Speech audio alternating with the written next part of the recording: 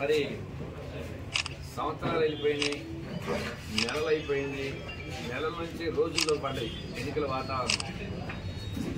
సహజంగా ఇలాంటి పరిస్థితుల్లో రాజకీయం కొంచెం వేడెక్కడం, పాలక పక్షాలు ప్రతిపక్షాలు ఎవరికి అనువైన పద్ధతిలో వారి నిర్ణయాలు తీసుకోవడం, దానికి అనుగుణంగా కొంత చర్చా కార్యక్రమాలు జరగటం అనేటువంటి సర్వసాధారణం ఈ రాజకీయ వ్యవస్థలో, ప్రజాస్వామ్య వ్యవస్థలో.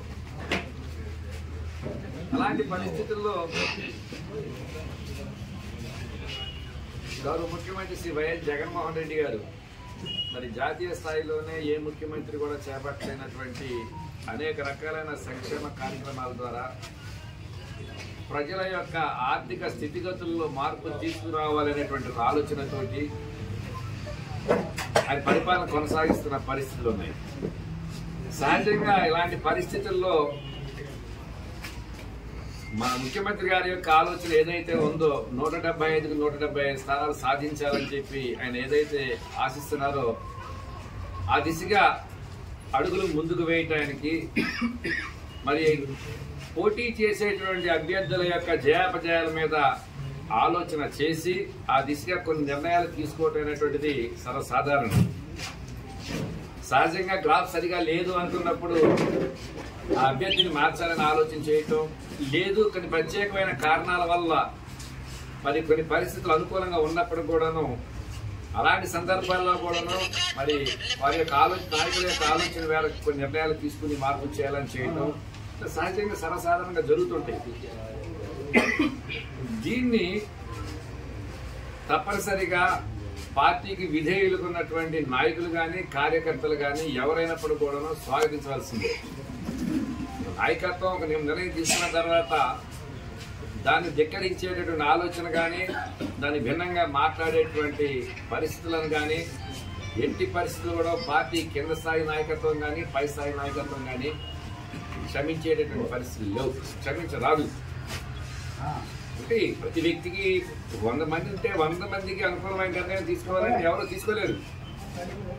కొన్ని సందర్భాల్లో నాయకత్వాలు తీసుకునే నిర్ణయాల్లో కొన్ని లోటుపాట్లు కొన్ని పొరపాట్లు ఉండొచ్చు. ఏదున్నప్పుడు కూడాను క్రమశిక్షణ కలిగినటువంటి పార్టీ నాయకులుగా కార్యకర్తలుగా అధినాయకుల యొక్క నిర్ణయానికి కట్టుబడి ఆ దిశగా అడుగులు ముందుకు వేయాల్సిన పరిస్థితి అయితే ఉంది. సో ఇలాంటి పరిస్థితుల్లో మరి కారణాలు ఏమన్నప్పుడు కూడాను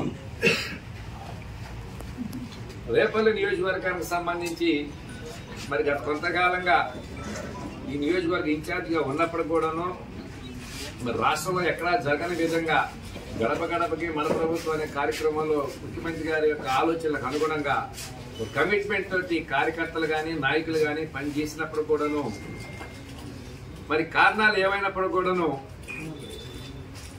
ఇన్ఛార్జిగా వేరే వాళ్ళని పెట్టాలని చెప్పి ఆలోచన చేయడం జరిగింది. వాస్తవంగా ముఖ్యమంత్రి గారు అనౌన్స్ చేసిన రోజు నేను అందుబాటులో లేను, నాకు వ్యక్తిగత పదమైన బయట ఉన్నాను. దాని మీద ఆవేశంలో కార్యకర్తలు కానీ నాయకులు కానీ కొన్ని నిర్ణయాలు తీసుకోవడం కూడా జరిగింది. రాజీనామా కానీ ఇంకోటి కానీ ఆ ఎమోషనల్ గా కాసేపు తీసుకున్నటువంటి నిర్ణయాల్ని అదే నిర్ణయంగా ఇక కింద స్థాయి నాయకత్వాలు కూడా భావించాల్సిన అవసరం లేదు. ఇక్కడ ఈ విధమైన రాజీనామాలు చేశారనేటువంటి ఆలోచనతోటి ఆ దిశగా ఆలోచించాల్సిన అవసరం పార్టీ అధిష్టానం వర్గానికి కూడా లేదు. ఎమోషనల్ గా ఒక సిస్టమ్ తో బాండింగ్ తోటి పేల్చినప్పుడు మరి దానికి అనుగుణంగా ఆ నిర్ణయాలు రానప్పుడు కొంత ఎమోషనల్ గా రియాక్ట్ అవుతారు ఎవరైనా, దాన్ని ఎవరు కూడా కాదంటే లేదు.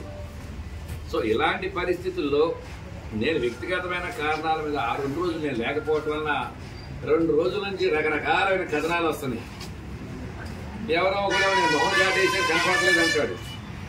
ఆ TV5 అట్టయింది, నేను మొహం చాటేసానంట, అడ్రస్ లేనంట.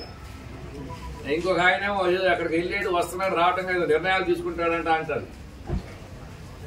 ఎవరికి వచ్చినట్టు అక్కడ మాట్లాడటమే కాకుండా నిన్న ఈనాడులో కూడాను ఒక ఐటమ్ రాసుకొచ్చారు డ్యామేజింగ్ గా. ఏదన్నా ఇష్యూస్ ఉంటే మేమే మాట్లాడుకుంటాం, ఏదో బట్ట కాల్సి మా నెత్తిన పడేస్తే ఈ మీడియా వాళ్ళు దాన్ని దులుపుకునే కార్యక్రమం మాకు పెడితే అది సరైనది కాదు. అది మరి కుటుంబ పరిపాలన వ్యవస్థ ఇది. ఈ వ్యవస్థలో లోటుపాట్లు ఉన్నప్పుడు కుటుంబ పెద్దలుగా, కుటుంబంలో చిన్న వ్యక్తులుగా పెద్దలతో మేము మాట్లాడుకుంటాం, సర్దుబాటు చేసుకుంటాం.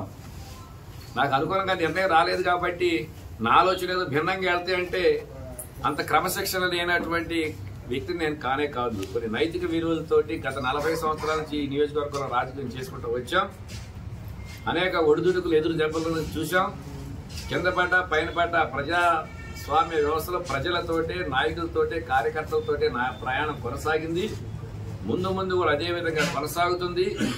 ఏది ఏమన్నప్పుడు కూడాను భిన్న కథనాలని, భిన్న రాతల్ని అటు ఎలక్ట్రానిక్ మీడియా కావచ్చు, ప్రింట్ మీడియా కావచ్చు, సోషల్ మీడియా కావచ్చు, భిన్న కథనాలను రాసి మా మధ్య లేనిపోని గ్యాపులు తీసుకొచ్చే ప్రయత్నాలు దయచేసి చేయబాకండి.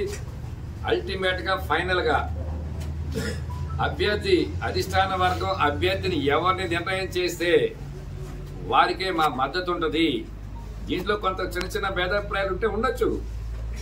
అది మేము కూర్చుని మాట్లాడుకునే కుటుంబ సభ్యులాగా నాయకుని యొక్క నిర్ణయాన్ని గౌరవించాలి కాబట్టి ఆ దిశగా ఇట్లా మన ముందుకు వెళదామని చెప్పి మేమందరం కూడా కూర్చుని సర్దుబాటు చేసుకుని గౌరవ ముఖ్యమంత్రి శ్రీ వైఎస్ జగన్మోహన్ రెడ్డి గారి యొక్క తీసుకున్నటువంటి నిర్ణయాన్ని మేము స్వాగతిస్తాం.